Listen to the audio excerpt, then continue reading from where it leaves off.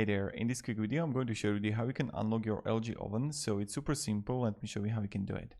Now, how to do it is that it really depends what kind of LG oven you have.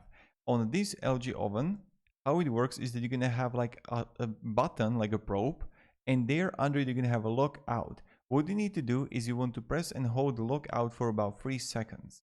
So this is the first thing. So you're gonna have a button and under you're gonna have a lock out, and then you have to 3 to 5 seconds just hold it. For example, for this one, it's going to called clock. So on a clock button, under that you're going to find lock out.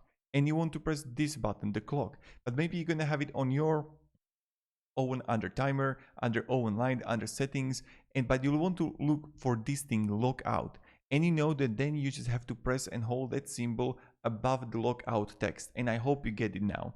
So also important thing to know is that maybe what can happen is that you can have the lock, you can have as a separate symbol, separate button. Then you just press the lock.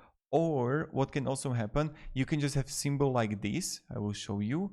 You can have symbol like this, like that, like a lock symbol. And then you just also want to press it for 3 to 5 seconds. And I hope I've helped you. Have a great day and goodbye.